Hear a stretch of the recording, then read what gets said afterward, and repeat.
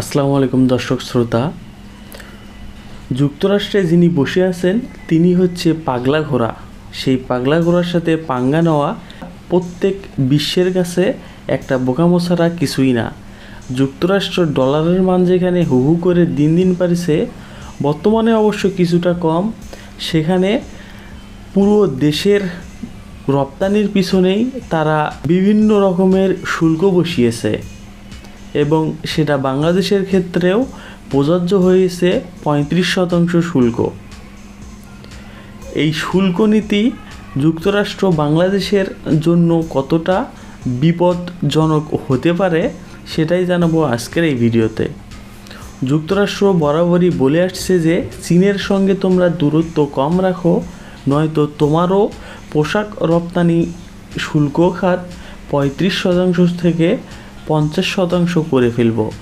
যুক্তরাষ্ট্র অবশ্য এই শুল্ক বাড়ানোর একটা অজুহাত দিয়ে বাংলাদেশকে কী ইঙ্গিত দিতে যাচ্ছে? যুক্তরাষ্ট্র কি বাংলাদেশের ভূরাজনৈতিক দড়ি ধরিয়ে টান দিচ্ছে কোনোভাবে? যুক্তরাষ্ট্র বাংলাদেশি পণ্যে 35% পর্যন্ত এখনও শুল্ক বসিয়েছে, তবে 1 আগস্টের আগে আলোচনা করে এটা কমানোও যেতে পারে। এর আগে 9 থেকে 11 জুলাই এক দফা আলোচনা হয়েছিল এই শুল্ক বিষয়ে, তবে তৃতীয়বারের মতো আবারও বাণিজ্যিক প্রতিনিধিরা যাচ্ছেন ট্রাম্পের কাছে এই শুল্কের জন্য আলোচনায় বসতে।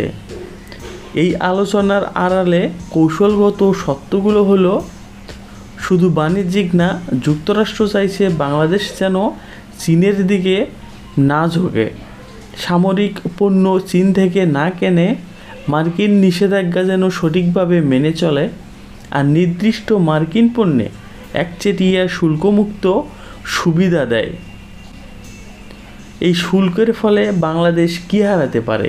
869 কোটি টাকা বাংলাদেশের মার্কেট তৈরিতে, পোশাক খাতের প্রধান বাজার, কর্মসংস্থান ও ডলারের ইনফো তৈরি করে রেখেছে যুক্তরাষ্ট্র। বাংলাদেশের করণীয় হচ্ছে এখন রাজনীতির ভারসাম্য রক্ষা করা আর ব্যবসায়ীদের মতামত নেওয়া। যুক্তরাষ্ট্রকে যৌক্তিক তথ্য উপস্থাপনে বিকল্প বাজার তৈরি করতেও প্রস্তুত থাকা।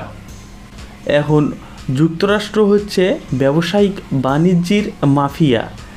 সেই মাফিয়ার শর্ত সাপেক্ষে বিশ্বের অনেক বড় দেশ সেই মাফিয়ার শর্ত মানতে বাধ্য।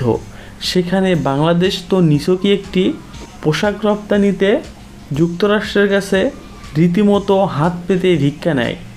আপনার মতে বাংলাদেশ কিভাবে তার ভারসাম্য রক্ষা করবে? কমেন্টে অবশ্যই জানাবেন। ধন্যবাদ।